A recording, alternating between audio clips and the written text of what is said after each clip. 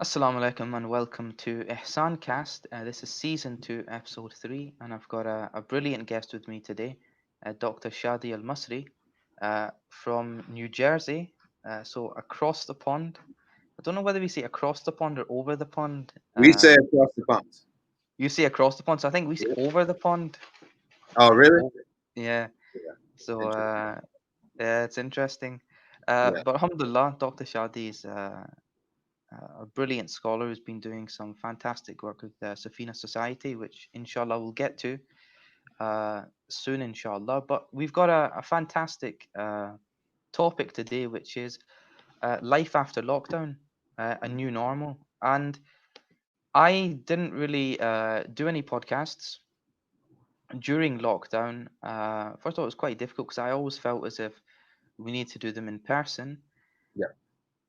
And then I thought, well, this would be a perfect one to do after lockdown because kind of we're in new territory again.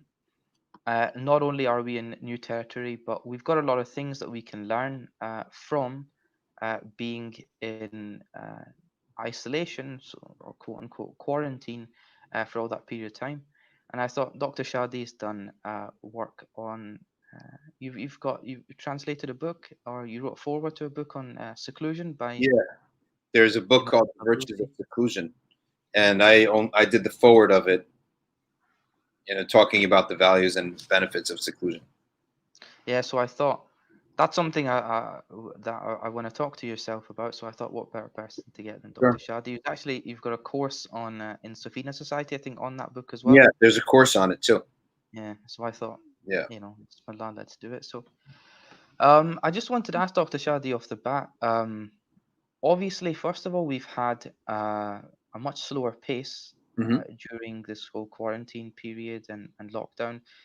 Uh, Maybe not for yourself, because Yeah. obviously scholars have really, I mean, in my opinion, I think that uh, I'm not sure how it is in America. Maybe you can give us some highlights of what it's like in America. But in the UK, from what we've seen, is the ulama, the scholars, and the people who are delivering Islamic education have really upped their game during quarantine. So we had Cambridge Muslim College, who produced lots and lots of courses. We had sacred text syllabus, we had I syllabus, and lots of other institutes who produced a lot of content and a lot of material during lockdown. So for scholars, I was thinking, alhamdulillah, they're busier than ever in terms of producing content and material for their respective communities. Yeah. Is it the same in New Jersey and America generally?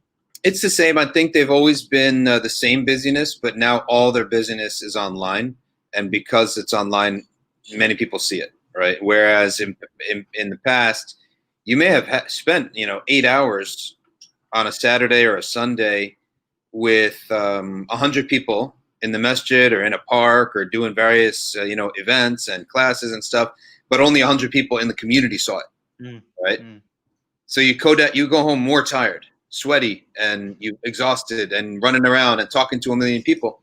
But when the COVID thing happened and then everything turned online, now that 8 hours might actually be like 3 or 4 hours, but it's all mm, online. So not just your community sees it, everyone else sees it, right? And that's why it's like, yeah. wow, this person all of a sudden he's really busy. I've had people say to me, wow, it's unbelievable. He's just really started working. I was like, what are you talking about, right? I mean, I'm exhausted every single day. I work 6 days a week, but now it's just all online. Whereas previously you would have went down to the masjid 2 or 3 times a day for 3 or 4 times or 2 or 3 hours a day, 4 or 5 times a week for classes, and only maybe 100 or 50 or 30 people will interact with you, Mm, right? But it's obviously a deeper interaction. But the rest of the world doesn't know that you did that.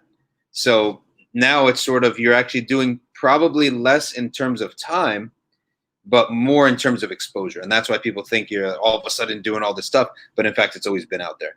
I would say with Safina Society, it's went 100% online, whereas previously, which I would probably say was 35, 40% online. Now it's 100% online. So it's sort of just more of a perception thing because it's on because of the nature of the internet. Yeah. Interesting. Uh, and another point that I wanted just to make, and this will be an interesting point to kind of reflect on, and inshallah you'll be able to add a lot to this. Is a lot of people have been saying to me that this coronavirus and this pandemic, this worldwide pandemic, has offered a lot more time for reflection, and that's including non-Muslims as well. And I was recently just reading an article where they were saying that 27%, they did a survey on the Guardian, and something like 27% of people who responded to the survey said that they are looking for a career change after uh, th- this pandemic. Yep. And also, not only that, but a lot of them are now looking for a slower pace of life as well. They felt as if that they actually have experienced what it's like to live for once. And you could imagine places like London, etc., which are just nuts 24/7, experiencing that slower pace of life. They're saying we now feel as if we're actually living for these 3 months, which ironically, because you're being restricted, but internally they feel as if, wow, these are the 3 months where we've actually had some time of self-reflection and we're actually living You're during Scottish, this right? time. You're Sorry? Scottish, right? You're Scottish, right? Yes, I'm Scottish, yeah. So they Yeah. already have a very slow pace of life, right? See, the That's thing true. is, it's like this: nations that are ahead, they have to stay ahead, right? And they're Mm-hmm. ahead because of their corporations and their companies. But Mm-hmm. once they start to lose the will to stay ahead, and this COVID thing sort of gives them an excuse to experience what it's like to slow down. So Mm-hmm. now that they've tasted a slower life, they want a slower life, right? And I really wonder if you went to China, where they're actually becoming number one, if they have the same reaction. Because I think that they can taste being number one in the world, right? Mm-hmm. Biggest economy, maybe probably not most important geopolitically, but I wonder if they have the same thing. I think Americans no longer have the will to be number one. There's civil war in America with everything except bullets, right? And that's one reason why I believe that the Americans have lost the will to be number one, is because they don't even know what we don't have a national will anymore. Mm-hmm. We're a divided country. Europe, I think, has been coasting in the coattails of America for a number of years now, it's decades maybe, and they're enjoying the, like you have the Europe. Europe is number two, but within that you have England, France, England, probably Germany, France, and then way at the bottom, Italy. They sort of enjoy themselves. So I Yeah. think now the top tier countries, they're like, hey, you know what? Let's go. Let's just enjoy life a little bit more, like the Italians do, and take work 4 hours a day, and have that type of attitude towards it. I'm sure the Italians work a little bit more than that, but their attitude is more. They take Yeah. a lot more days off, right? In Europe in general over America. So who knows? But either way, I think we're headed to a world where these nations are more almost even in themselves. And I think a lot of people will be working across borders online through the internet, right? So you may be an American working for a German online a company online in America. So that's already happening now. It probably Yeah. just increase now that a lot of companies are realizing that the workload can be done online. And if it can be done online, then we can expand the pool from which we hire, right? Anyway, this isn't an economics podcast, but those are my 2 cents on my thoughts on where things are Yeah. going to go in the future. It's okay. My degree's in economics, Oh so yeah, yeah, I'm loving it. So that's I could talk about that all I think day. it's important. I like economics. I like the topic. Uh, I like the topic of it. Economics and finance are always critical things. People have to be aware of them. Hmm. Yeah. So I mean, just carrying on from that thought, in terms of seclusion Yeah, and changing people's attitudes and mindset because of that, aside from obviously the economic point of view, yeah. um, have we seen how seclusion has made people think of other than the material world? I.e., as you were mentioning about China, etc., we would see that, of course, they have this. They're on the cusp of possibly becoming number one. If not, Uh, they're already and number one. I yeah, think we just had the Third World War without, and China won it without a single hmm bullet being fired. Because if you look at it, there's never two powers. There's like a rule. I can't remember yeah, what it's called. There's never two powers rising, except that the runner-up surpasses the superpower after. There must be a conflict.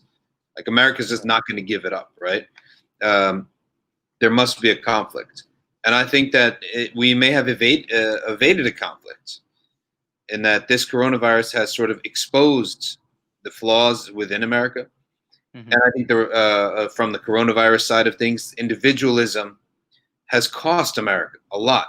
The yeah, culture of don't tell me what to do, right? And I'm going to go against the grain has cost America, this the world reputation of handling this crisis. In the meantime, across the world, China doesn't have this individualistic thing. They have hmm it's a type of autocracy that allows you to get rich, right? But don't talk about human rights. And that's really the model going forward because they either number one, they clearly handled the problem, or they're in complete control of the messages that go out, right? Oppressively so. And so they've convinced the world that they've handled the problem. Either way, they win, right? Whether it's a superficial perception of victory or they yeah, actually did control the coronavirus. Either way, the world is impressed, right? Whether it's a false narrative or it's the truth. And they did this because they don't really have this concept of individualism. Let's get the truth. Let's get it out there. Let's share. I don't think they have that. So, I mean, this is what some, experts in the field of politics, global politics, are talking about. This is how they're talking when you listen to them.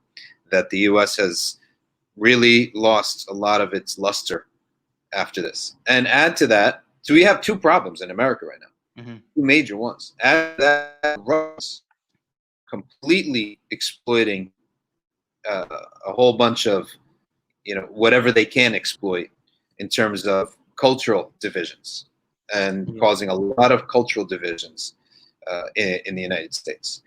So we're a divided country and we're losing to coronavirus at the same time. And then the third blow, which probably will be strike three, is the democratic process of transferring power from president to president does not go smoothly. That really will be strike three, right? And then we'll just basically be one of these messed up nations, just like the rest of the world, right? okay. Yeah. Um, I mean, I not mean every that. nation is messed up, but if a democratic transfer of power doesn't happen smoothly in the next coming election, such as like what are the scenarios? The scenario is that the most likely scenario is that Trump realizes he's not winning, and then he employs forces to make sure that he wins. And then, but everyone knows that this thing was rigged, right? hmm And then you have Yeah, protests in Washington all over the nation, right? And it just gets crazy. And then Biden, the Democratic Party, tries to take it to the Supreme Court. Trump shuts it down, blah, blah. And it just becomes a mess. And everyone knows it was a rigged election, right? That's yeah, probably the most likely course because his so much wind is out of his sails. It's unbelievable, Trump, because he couldn't have these. He wasn't able. He's not able to have his rallies. His rallies is his oxygen, yeah. right? He riles everyone up in these I rallies mean, and they go populist home. movements typically that is what kind of based upon emotion, isn't it? And bringing the What people his rallies? to it. I mean, that's how these guys succeed. As you said, that's their oxygen. That's his oxygen is get the emotions of everyone's emotions going. And Yeah, without the rallies, he can't do that. So Allah has taken the rallies away because that's how I view it, right? hmm That's this divine work. So let's see what happens. It could be worse because he may resort to other tactics. If he had one legitimately, maybe better, right? But um, this is another test that we're going to see, right? yeah, There's another nobody really imagined that you could take the rallies away from him, but they have been by a force of nature, right? Which we attribute to Allah alone. So let's see what happens. Things may get far worse, and he may employ tactics, and we know that that Russia would love to be involved in that. So let's just sit back and watch. It's theater. There's nothing I could do. There's nothing you could do. There's Yeah. nothing no American citizen can do about this, right? So it's really, America's all about theater, and we've seen a lot of different things over the past in the history of America. This is going to be one of them. This is going to be yet another theater. I think the election of Obama was awesome to watch. The election of Trump was just, I mean, I was one of those things we'll never forget either, right? Of course, some people love it, but we all should hate it. And then this second 2021, it's not going to go down like some smooth thing where Biden wins and Trump just says goodbye. Whoever thinks that, I think they're dreaming. I really think that they're dreaming. Okay.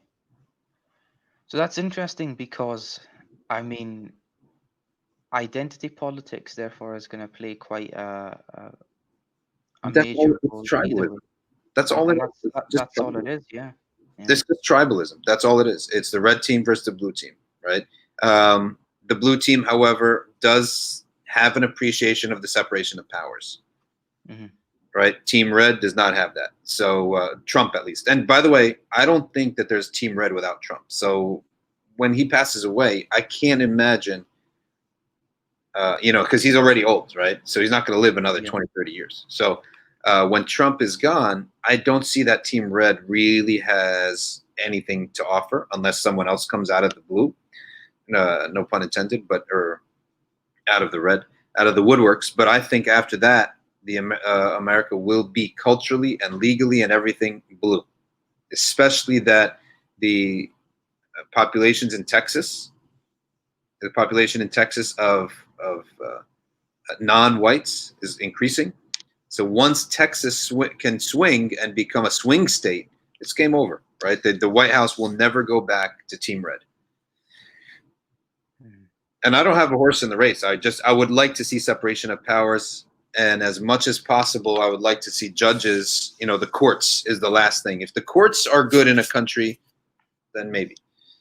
But if the courts go corrupt and they become like activists, which they've become, or judicial activism, then all bets are off. But it is tribalism, and the Muslims are just, I don't think they should take either side. Yeah, I mean, especially on something like this, where that the identity politics are playing their part, and the reality is that it's damned if you do, damned if you don't. In either way, it's a lose-lose situation. Exactly.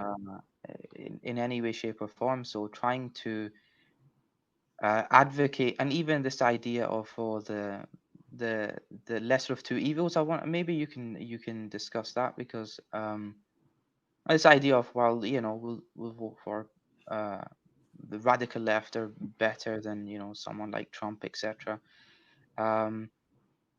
Because it's the lesser of two evils.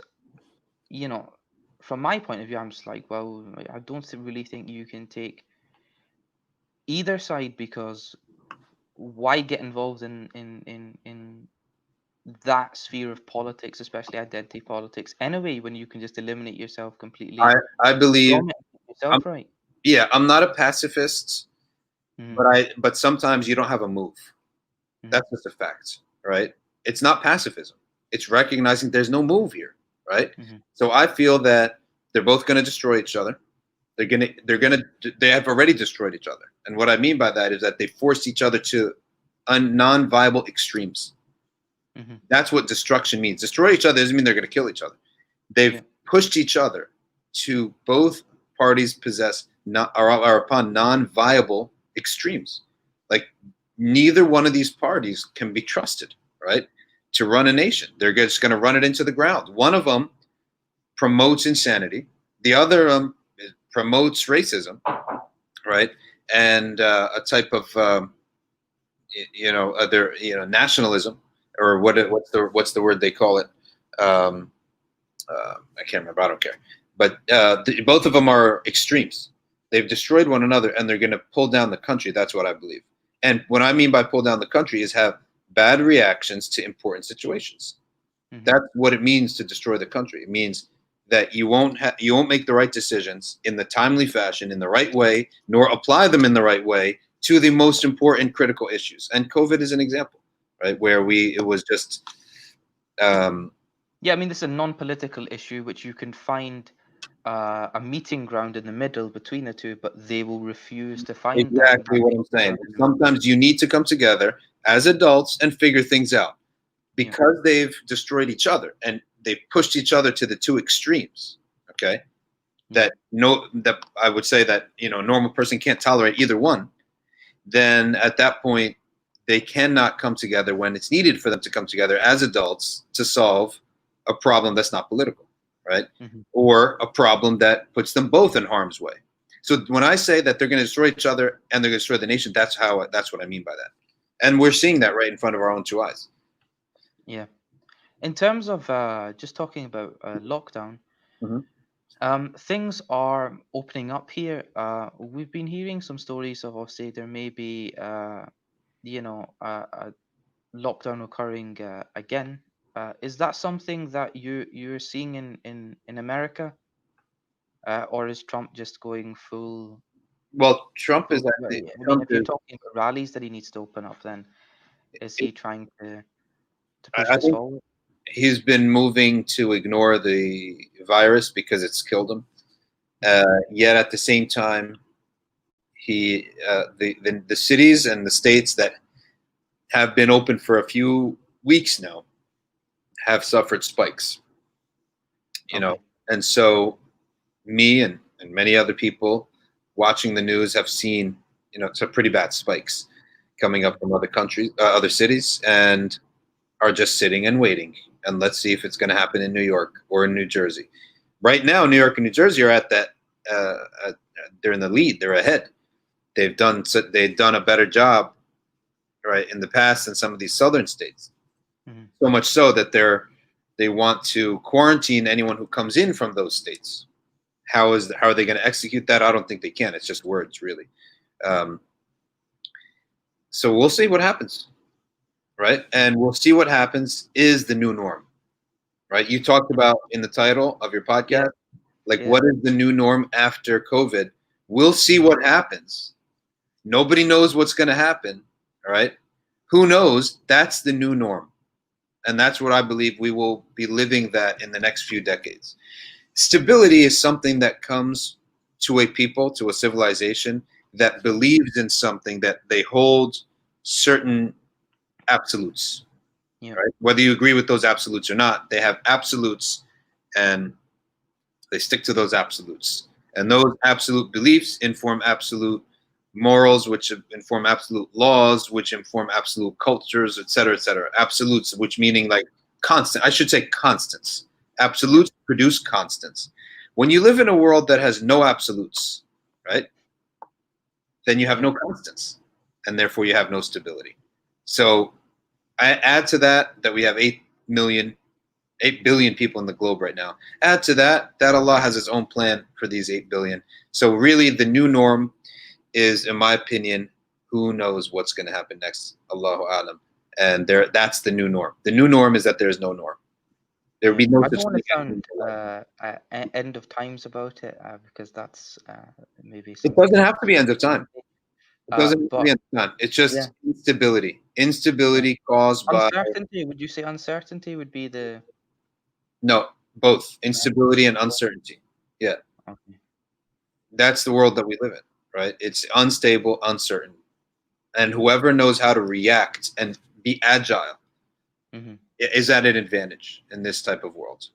If you're somebody Okay. who needs nothing to move for 50 years or whatever, and you need that type of, and you don't know how to react right away, you have a problem. You're going to have to know that things are going to change and there are going to be all these radical changes. And by the way, this doesn't have to be end of time. This is just a cycle, right? Yeah. And the cycle does have a logical explanation to it. The logical explanation being that world orders are established to guard against old oppressions. Okay. Mm-hmm. In the meantime, when I say world orders, I mean governments, institutions, industries, currencies, etc. Global relations. Yeah. In the meantime, human beings progress, right? Because they establish stability, they progress. Like, how did we progress? Like the nations, that were in the lead, they invented stuff. They transformed how we live, right? So there comes now. They've transformed how healthcare. They've transformed what our day is like. In 1900s, you were awake when the sun is up, and you had to sleep when the sun comes down. We don't have that in 2000, right? Or Yeah. 2020. How to communicate has changed. How to transport yourself has changed. How to buy and sell goods has changed. Everything has changed of how we live. And so, therefore, the current structures that exist for economies, for nations, for all these other things, okay, does not the way that humans live, right? Hmm. The technology has changed or transformed our lives. The old order of things is meant to guard from an old enemy, which it did. The old enemy being like fascism, okay, Yeah. and a repeat of World War II and World War One. But that's long gone. Okay, it's not a threat anymore. So it's a world order established for a threat that doesn't exist, and it's a way of life that is going to beg for a new world order, a new way of living, a new way of organizing human beings. Okay, this is a cycle that has existed, all right, and can be found in history all over the place. Okay, Yeah. so why is it that, for example, the war suddenly you had wars that had murders and killings, or not murders, this war. So they've had death rates that were like this. Suddenly, with Napoleon, it just went like this, right? Reason being is that the, the, the way in which Napoleon, he was the first person to just almost have a draft, right, of people, and the weaponry that they employed was far superior to anything else, right? Hmm. And then World War One was even far superior. But yet their political structures were these blocky alliances that forced entire nations to be against entire nations, right?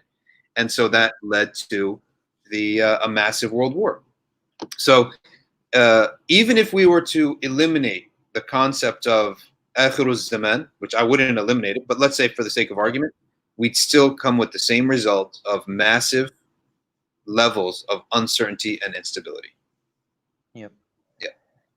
So, in terms of this, as Muslims, how do we deal with this time of uncertainty and instability? Because I've been recently reading Sheikh Abdul Hakim Murad's new book on essays in Islam and Europe, and in the introduction, he gives this amazing analogy of uh, the Prophet Ibrahim alayhi salam's two sons, and one is, of course, Ishaq, and the other one is Ismail.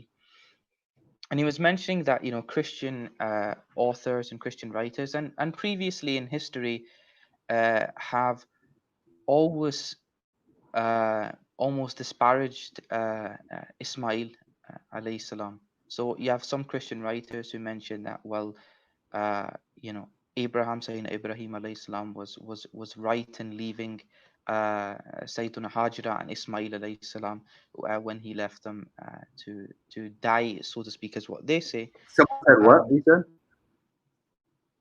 said. so he gives Someone this said, analogy. yeah. Yeah, so he gives that analogy, and he says that, look, that is the way that has been interpreted. And he says, look, Muslims are, of course, as our lineage goes from the Prophet ﷺ, through the lineage of Ismail alayhi salam, that we should not, uh, this is nothing out of the ordinary that we are seeing from this, and therefore we shouldn't see or be seen to be looked at as anything other than the other, because that is the way we Muslims have always been looked at. And I was just thinking in terms of COVID-19, a new normal, lockdowns occurred. How do Muslims react to all of this? Because, as you've said, nation states generally are crumbling through this identity politics. Um, and as Muslims, we don't necessarily have a homeland, so to speak, in the same way that others have. Like whenever we travel to Makkah or Medina, uh, I wouldn't necessarily say that's our physical homeland, so to speak. That's our obviously our spiritual homeland, being with Prophet ﷺ's buried, and the Kaaba obviously being very dear to Muslims' hearts. However, in terms of physical homeland, we don't have that idea that other religions have, and therefore, when it gets into nationalism and when we're talking about identity politics, and unfortunately, some Muslims um, do unfortunately enter into that mindset and into those kind of ideological uh, frameworks. How do we react to that? Because this is obviously, if what we're saying is that this is going to occur more and more and more, and there is going to be a clash between the two, how do we as Muslims navigate our way through all of that? Because, like you said, we don't, we shouldn't take sides in terms of getting involved in identity politics, but at the same time, we do know that these things will occur, and we do know that there will be these major issues which will happen, and the battle of ideas again will happen in terms of life after lockdown. What will happen? So one of the other reasons why I was saying a new normal is because, Boris Johnson in the UK, for instance, said that we're not going to go back to austerity. Uh, Now he may renege on that and may go back, and we can't really trust him, to be fair, all that much. And he may go back on that. How, as Muslims, do we react to all of this that's happening around us? Well, the first common denominator, or the baseline that denominator that a Muslim has to address before going into the particulars, is the emotional state of a person upon the advent of instability. Once a person realizes that this thing is the whole world is so unstable, everything's unstable. But the first thing is, what is the emotional reaction to that? And the emotional reaction to that is informed by beliefs, right? It's informed by what we believe, and that what we believe is this is the dunya, right? We know that this is going to happen. هذا ما وعد الله ورسوله ما وعدنا الله ورسوله وصدق الله ورسوله. All right, this is what Allah and His Messenger promised. Okay, they told us this world is unstable. They told us it's darul ghurur. It's the abode of illusions. It's the abode of temptations. It's the abode of change. Right? They told us this. So emotionally, based on that belief, it sort of settles you down a little bit. You realize that, okay, it's changed. It's the dunya at the end of the day. We believe that Allah is a razaq. The rizq, it's going to come. It may not come the way we imagine it to come, but it's going to come. All right, we're going to all eat and drink and sleep and stuff. And if you die, that's not good. But at the same time, we do have a concept of shahada. That's not that bad. All right. So when you look at things from that light, you settle down, first of all. And once your heart is settled, your mind can see clearly. And that's where, the role of deen is to settle the heart, is not going to be to figure out all the particulars. You settle the heart of people.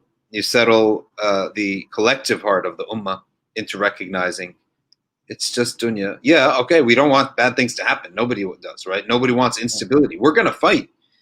We're going to put effort. But at the end of the day, we're not going to become deranged because of this, right? Like in America, there's Trump derangement syndrome. You've heard of this? No. Because Trump, he has upset everyone so badly that people now call it Trump derangement syndrome. Okay, and they've literally gone insane, right? They've gone insane, and so it's functional sanity. They've entered into a functional sanity. Some of these people. But you go to some of the Muslims are like, what are you guys talking about? We lived under Gaddafi for 40 years. We lived under Saddam Hussein for how many years? You'll survive. So our goal and our role is to possess that a level-headedness that comes with dhikr, the remembrance that this is dunya. And the remembrance that rizq is going to come from Allah Ta'ala. People are still going to get married. People are going to have kids. There'll still be like regular life because Allah's in charge. It's not going to be a complete all-out insanity, even if there's insanity around us. But Allah Ta'ala will still take care of the mu'mineen. Allah says in the Quran, "Bil mu'minina ra'ufur rahim." So the first thing that we go to is to settle that down. Mhm. And once we got our heads on our shoulders properly, then we will not then succumb to what you just mentioned. All right, we have to join and join this party, join this group. We got to do this because these are not well thought out things. These are not, things that are beneficial for us or consistent with our iman. Okay, so if people rush into those things because they become disturbed, they're nervous, right, and they make a bad decision. Like you're nervous at the chessboard, and you move your queen to eat the bishop because the bishop's coming. What are you doing? You just sacrifice. You put your queen in a vulnerable situation, all right? And then you have to, try to defend yourself, right? And create a new view of everything. And that's what liberal Muslims and progressive Muslims end up doing. So make one emotional decision. We need to join hands with this group, and then we need to defend it. Now we have a problem because it's not defensible. So we need to concoct some kind of defense for this. So the point being is that that's the first thing that we have to do. And that's the most important thing. That's the most important thing. The second most important thing is the mentality of agility, of learning how to make the best of every scenario. You keep getting lemons, learn how to make lemonade. They throw rocks at you. You can use rocks for a lot of good purposes. Okay, they fight you. Hey, yeah, you might lose a couple fights, but it gives you an excuse to learn how to fight back. So we have to learn how to do jujitsu with the realities that come our way, and that is also based in belief because Allah sends us a thing so that we can use it. We can put it to good use. So the particulars are not what's important. It's the roots, the foundation of our emotional state and our mental state, and how we react to things, which are both informed by our very basic core beliefs, but we just got to keep going back to those beliefs. I think that's a very crucial point, is the fact that ourselves as Muslims have to be grounded Yeah. in terms of our core beliefs, in terms of our core ideas, and ultimately understanding that this world is temporal, and our life living here should be focusing more on the immaterial than the material, Yeah. than anything else. Um, I think that's, alhamdulillah, Muslims very today interesting. have to be very deeply rooted. We have Yeah. to be very deeply rooted. We cannot be, there's no room to coast anymore, to just put the cruise button, cruise control in the car. Everyone's got to have two hands on the wheel, with your foot, on the pedal, ready to hit the brake and ready to turn the wheel, eye on the rear view mirror, eye on the road map. You have to be very alert. Every Muslim at every moment has to be very alert, Yeah. and not be taken off guard, and follow the right teachings. Look around for where is the mainstream, okay, of the historical scholarly tradition, not Yeah. today's scholarly tradition, okay, because today people can make mistakes. Go to Yeah. the historical mainstream. So if I took Imam al-Nawawi and Abu Hanifa and Suyuti and Shafi'i and I took these and Qurtubi and these names that are known, well known, Yeah. right, trusted in the ummah, and I put it all together. Where are their commonalities? That's my Islam. That's what I'm going to follow. So when I say mainstream, I'm not looking at the mainstream of today. Today's people can make mistakes. Yeah. They can have biases. They can misunderstand. Yeah. So Muslims today, Muslims must not, cannot just be a follower. You need to learn. Okay. You need to be able to realize and ask, hey, can you show me the evidence of this from classical scholars?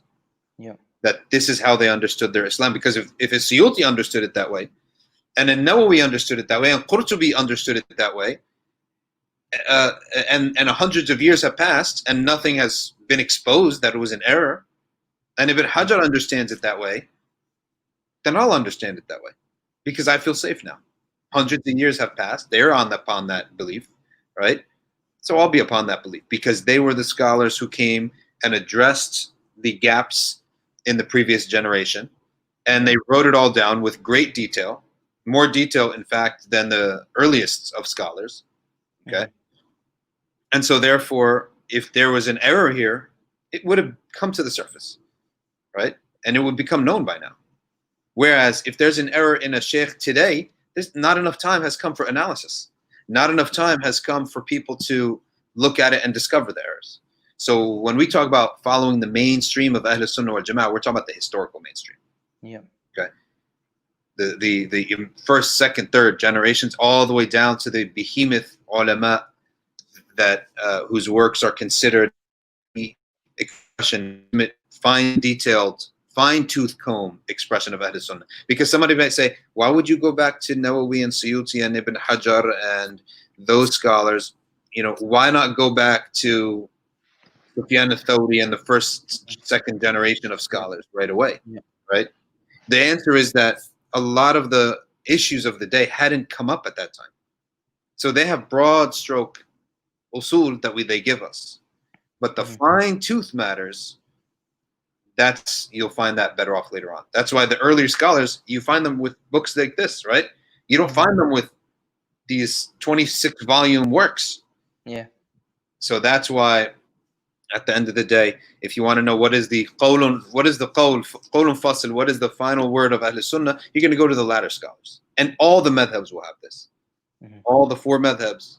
If you ask what is the final word in the Hanbali school, Shafi'i school, Hanafi school, Maliki school, they're going to bring you someone who lived like, you know, not in the first three generations, but somewhere in the middle Yeah. or in the later times. So that's the Mm. concept behind that. That's it. That's an important point to make as well. Yeah. The other thing regarding something which we've kind of briefly touched on is individual stability, Yeah. and from the seclusion that we've had, and alhamdulillah, we've had a time of introspection and reflection during this time as well. Yeah. Um, and to continue with stability, what we've also mentioned is this idea of introspection and the benefits of seclusion that we've had, and of course, with that comes the remembrance of Allah Subhanahu wa Taala as well. So, I was just wanting you to, if you could, just touch on a few of the key benefits of seclusion in order to create that grounding in ourselves that we need at this moment in time, where we are in times of instability and uncertainty. How do we create that uh, grounding and that stability in ourselves? So one, of course, you've mentioned is knowledge and seeking knowledge and being connected with the ulama and being connected with uh, strong chains of learning, first and foremost. Of course, with that is Ahlul Sunnah wal Jama'ah. So the Madahib al Arba, the four madhabs, along with the Ash'aris and the Maturidis. And I mean, you could put the Atharis as well. Yeah, you will put the Atharis in there as well, of course. That gives us that stability in terms of what we've talked about previously, beliefs and practices. In terms of our internal spiritual stability, uh, which we know comes from the remembrance of Allah subhanahu wa ta'ala. I was wondering Yeah. if you could touch on that. Well, I think that one of the things is that um, we already have a blessing, and that is a lot of the distractions have been removed from life. Hmm. Cinemas are closed, sports are shut down, right? Just those two things alone have have been off our plates. And you know, England, you guys have soccer, football, and you Hmm. have, I guess, a distant number two is cricket, right? Yeah. Uh, but in America, there are four or five major sports, six really, if you include wrestling, which is not even a sport per se, but I could take some physical ability, I guess. Not Roman wrestling, Greco. I mean um, WWE. like The Rock, Okay. right? That it's like more of a show, but it's, I Yeah, guess, entertainment more than. yeah. So people do watch that. People watch race car driving. Not, I don't know if Muslims watch that, but there's boxing. There are these outside the big four sports. There are these other sports that people Mhm. do spend their time watching, right? Yeah. Um, Boxing. There's the whatever, the cage. Okay, the octagon. There's Muslims don't watch race car driving, but it's there. It's pretty big. There's WWE. There are movie releases. There are the four major sports. There are theme parks. There are just go out to the city. There are restaurants. All of this has been taken off of our plate. Mhm. And what's left is the internet, Twitter, and Netflix. Twitter, unfortunately, has had a bad impact on the Muslims who have really collapsed, I would say. In Muslim Twitter is notorious Yeah, it's really for. collapsed, unfortunately, in a way that I think a lot of people will regret ever being involved in any of Mhm. it, because we've collapsed into jidal, and the Prophet ﷺ did warn us when people were upon guidance and then they end up and they leave that guidance, then they are always given and punished, really. Given meaning here, punished by argumentation. And I don't think anyone should take lightly the degree of argumentation. I find it personally sickening to see the degree of mudslinging that we've collapsed into. And it's nothing other than a collapse, and it's a punishment. Punishment for what? Everyone should think on their own. Like, what have the Muslims done to earn this? I'm talking about the Muslims like my peers, my colleagues, Yeah. who are there's just mudslinging every day. Okay, and one of the gifts that I believe Allah's given me is to having recognized that and pull out right away. I had a couple instances, and I just literally pulled out of the whole thing from these. I hardly send out anything else anymore on Twitter or engage in these things, and I believe people should get out of it. Don't try to get even. Get out. Right. This is the rushd and the hadi that we have from many, many, many of our imams, right?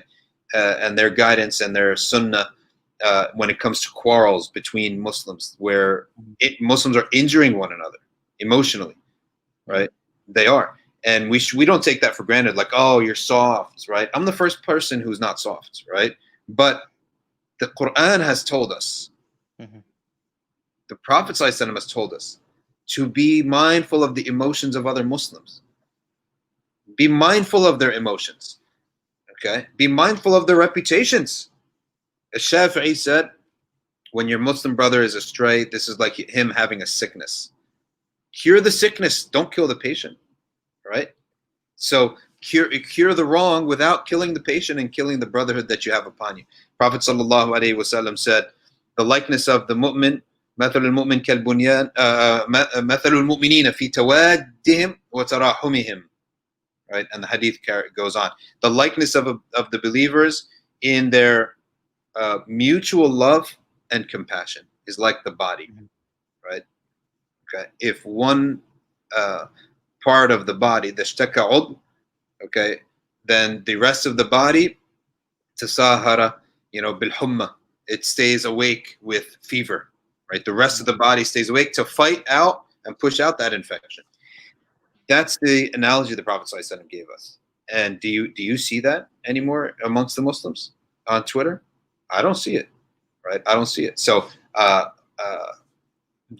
it's nothing short of a punishment, in my opinion.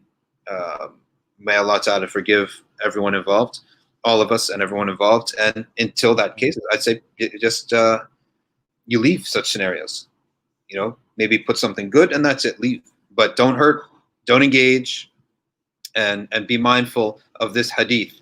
ما ضل قوم بعد هدى كانوا عليه إلا أوتوا الجدل. No people have gone astray after guidance which they were upon, except that they have been punished.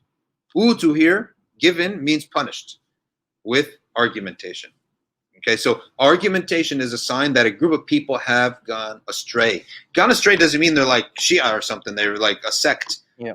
Gone astray means that there's some teaching that they left off, right? There's something that they left off that now they're fighting all over because of it.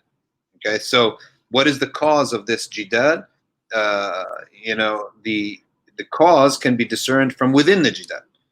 Okay, Mhm. and ultimately, it's us. We have to think twice about what is the cause of this. And first of all, if we just recognize that this jidal exists, it's not the norm. It wasn't the norm before, Mhm. and that it should not be the norm, and that uh, and that it's a punishment.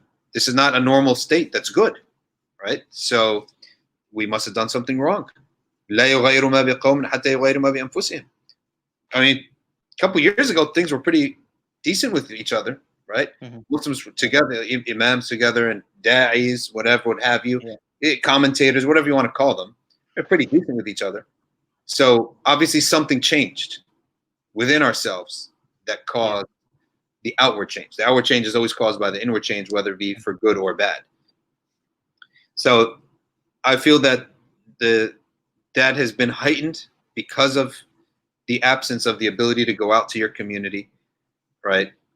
If life outside of the internet existed, then the Twitter and Facebook and the internet would be less valuable to people, Mhm. right? Instead of Yeah. spending 7 hours on something, you may spend 7 minutes because you don't have Mhm. time, right? Yeah. And and instead of carrying an injury that someone hurt you with, okay, for 5 minutes before you get distracted, you're distracted because you went down to the masjid and your friends talked to you and you forgot about it. Yeah. Well, you don't have that anymore. You don't have your friends to go out with and hang out with and distract you. Now it starts to fester within you, right? It Yeah. starts to fester within you and it becomes Pent up anger and turns into rage, which you express on Muslim Twitter. exactly right. Is that exactly? And so that's this has heightened this type of fitna. The absence of the ability to go out and do normal life has not been good. So if you want to talk about seclusion, Allah's helping us with seclusion, but we're not helping it ourselves. He's helped us, taking away sports. So if I went into seclusion, your mind can wonder, oh my gosh, game 7 is tomorrow. I got to figure out I can't miss a game 7, right? Yeah. I'm a type of guy, I love competition. I'm almost addicted. I think I have an addiction. I love competition, right? Clean competition. I've always loved sportsmanship. That's why I never mind having a debate on the internet. But I like sportsmanship too, Mhm. right? And what I see is not sportsmanship. It's mudslinging. It's Yeah. stupid, really. That's why I'm not interested. It's stupid, right? So I love competition, but Allah Ta'ala has taken away all of these distractions from us. Yet, Mhm. yet we haven't really have we reacted well? Maybe some people did. Good for them. But the bulk of what I see is not necessarily a good reaction. So Mhm. seclusion and for me, seclusion is just decrease a little bit of the distractions. That's it. I don't think Muslims today are ready to end human beings in general Yeah. to enter into seclusion. But what is good for us is decrease the entertainment a little bit. Okay, Okay. increase the length of your sajda a little bit, and that is a move in the direction of seclusion. I hardly think that the common person today can go in 40 minutes in his room all alone in seclusion. I don't know if that's something practical or even good for them. So, but I would say decrease of social media, decrease of entertainment, decrease, not even total elimination, decrease, and then increase your sajda a little bit, right? Uh, that's really what's more practical and beneficial for people. What's practical is what's more beneficial Yeah. because you do it more often, and when you do it more often, you start to get into a groove, and that's where the benefit comes in. So those are my thoughts and comments on the issue of seclusion. How have we handled this lockdown and quarantine in the absence of all these distractions? Honestly, maybe those distractions are good for us. Maybe we're Yeah. not ready because when those distractions were taken away and all we have is Twitter, then us as Muslims, did we pass the test? I don't think so. We just descended on each other like dogs. Yeah. Wallahi adim, we descended on each other like crazed dogs, biting each other, and people who were friends, people who I've seen them exchange pleasantries online and in person, descend on each other like dogs that have no feeling, like zombies that have no feelings and no consideration of how this person feels when I bite into them. Okay, and it's like that's how we reacted. Wow, right? We really didn't pass this test, if you ask me. Okay, um, you look at other communities. We're not the only community. Hmm. There are other communities, and sometimes I take a look at what the right wing community is doing. They're as bad as us, except they are actually probably more unified than us, and they go and eat like dogs and zombies on the leftists, right, and the left and the liberals and the what they call Democrat Party, right. They like to call it Democrat instead of Democratic because of the word rat, Democrat, right. So and then the liberals, Wow. they have the world, and now it's mask wearing people and no mask, right? Hmm. Pro quarantine lockdown and anti. So human beings in general, I don't think did quite well. In general, hopefully there are exceptions with the absence of these distractions, and that's not a good sign. I think the distractions from one another are going to be a welcome return because I think people will be distracted and they will be on WhatsApp probably a little bit less, on Twitter a little bit less, and eating each other up a little bit less. Maybe they'll be a little happier. But right now, the display has not been pretty. Yeah. I mean, it's an interesting point that you've made, and I think a very, actually, a crucial point that you've made is one way people always look at. I mean, even in tasawwuf, the way people always think is increase the dhikr, increase, you know, your time in gatherings and attending more gatherings and things like this. And one side of it that isn't really looked at very much is this idea of limiting uh, your vices and limiting your sins that you're committing as well. And I think that from what you've mentioned there is that unfortunately we were in a perfect situation where we were in a situation of seclusion and a way of us connecting to Allah subhanahu wa ta'ala, and it gives us a lot more time to do that. However, what has happened is that it's almost as if these destructive vices have taken over our bodies and have therefore made us do things like I said, argumentation over Muslim Twitter, whether it is constant back and forth over WhatsApp, whether it is just having arguments over things which generally you wouldn't have time to argue over. Um, to now, unfortunately, it's been really bad. And as you've said, people who were speaking to each other before lockdown are no longer speaking to each other after lockdown. So it's almost as if you had this environment which technically should be a good environment, should be a wholesome environment to reflect, environment to uh, do some self-improvement. However, our reaction to that has almost been the opposite, and therefore something that we need to look at is uh, in obviously retrospectively is this idea of eliminating those vices from ourselves and almost decreasing the sins uh, is just as important as the extra dhikr that we do and the extra practices that we do as well. Uh, So that, I love this. You have continue. Go on.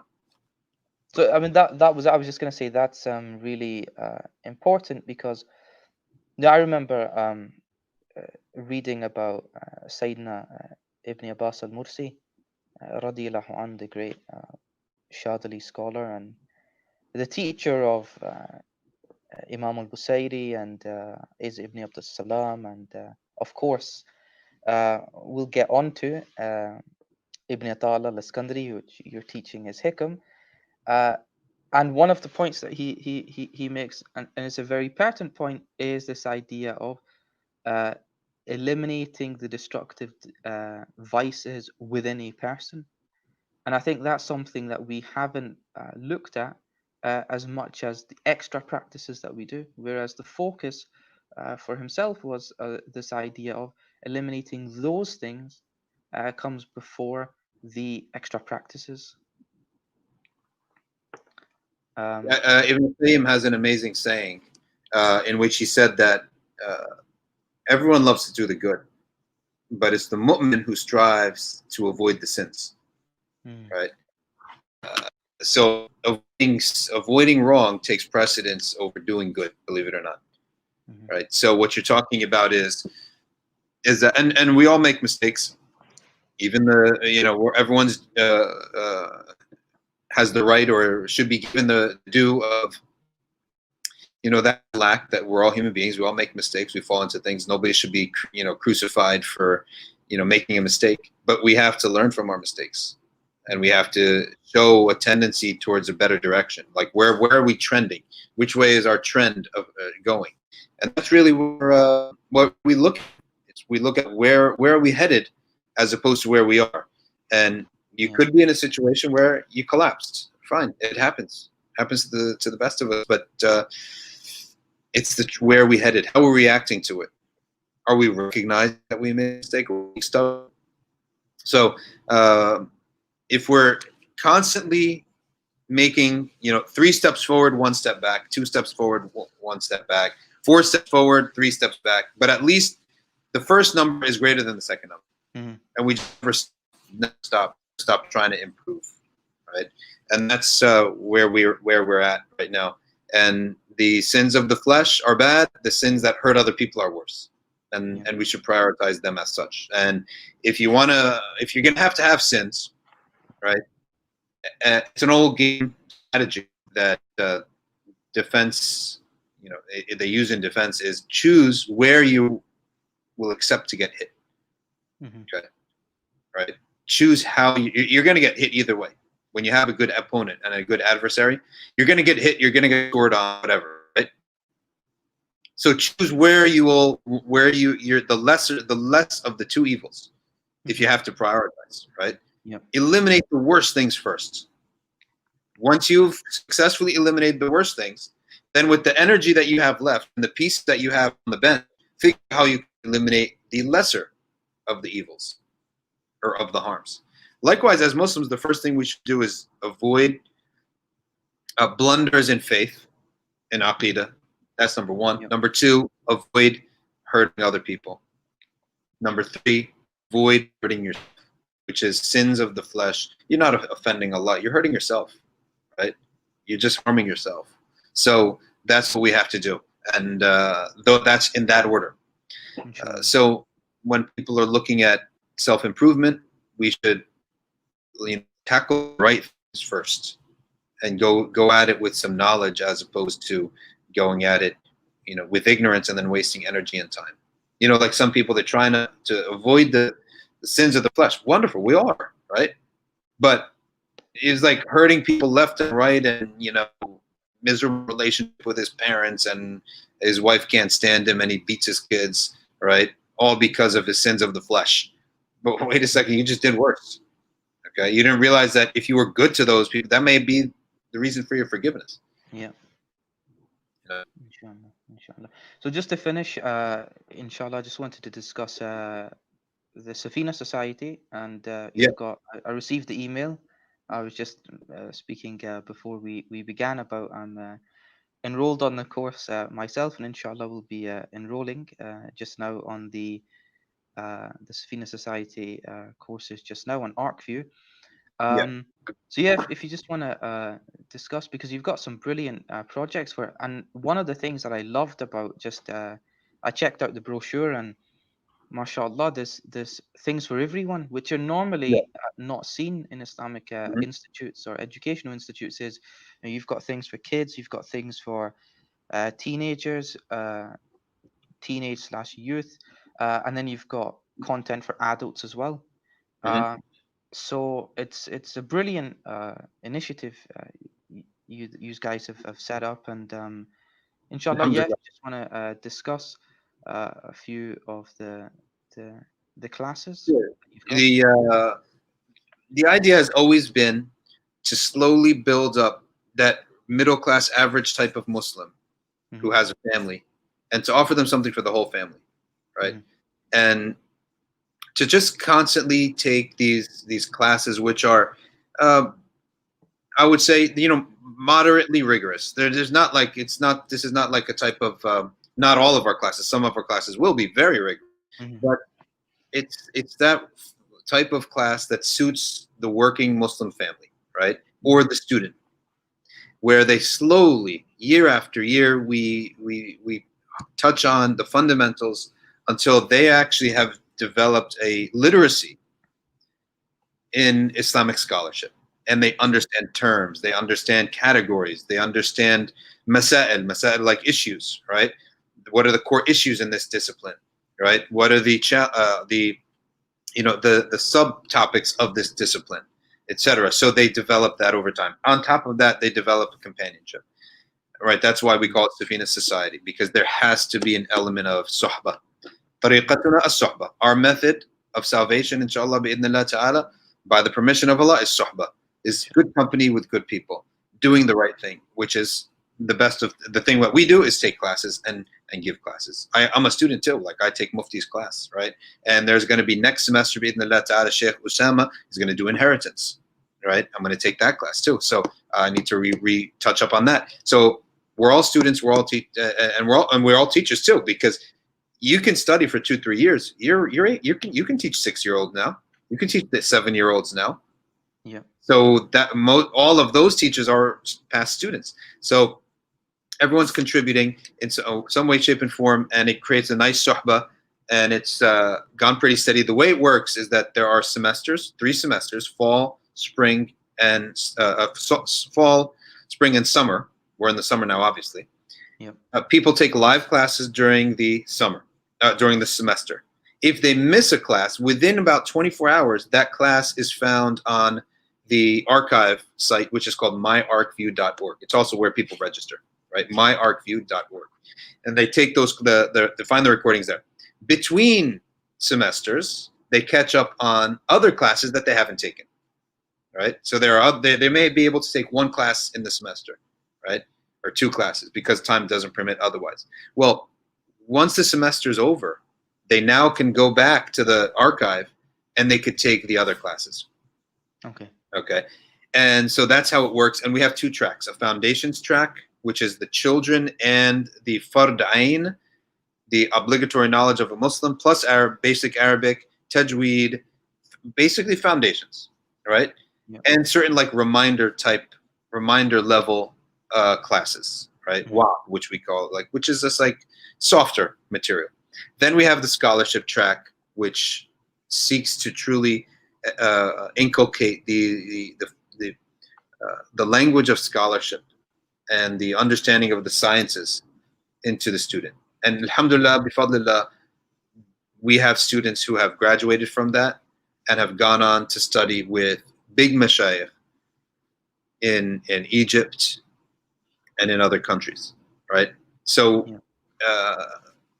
That's basically our program, and we do this for life. There's no that's what we do. That's what a Muslim should do in this day and age. I think they've got to have some plug-in to a community that gives them structure in their knowledge, right? Yeah.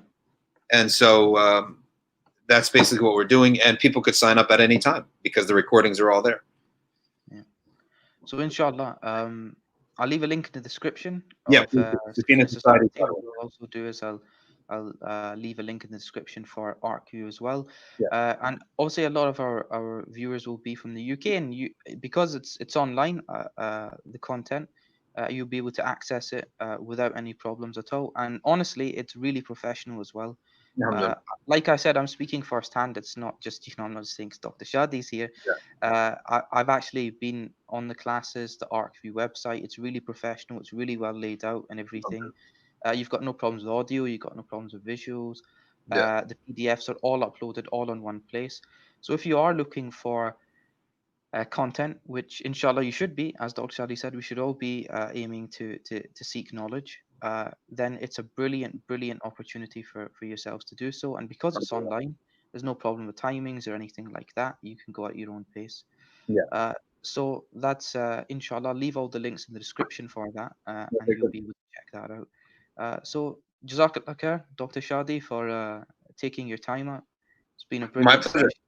And, My pleasure. hopefully we'll Alhamdulillah. see you in real life sometime if you ever come to the Likewise, UK, or inshallah. if I travel to. I mean, New York's not that far away from New Jersey, is it? New York is our city. It's 45 minutes away. Okay, so So yeah, we so basically, where we live is like what we would call zone 4. mhm, That's like the distance. Zone 5 maybe. Right. okay. So yeah, so inshallah, you never know. We will, inshallah, hopefully, meet Yeah, in come by. person Yeah, come instead, by. Inshallah. inshallah. So take care and assalamu All alaikum. right. Likewise. Thank you very much. Wa alaikum salam.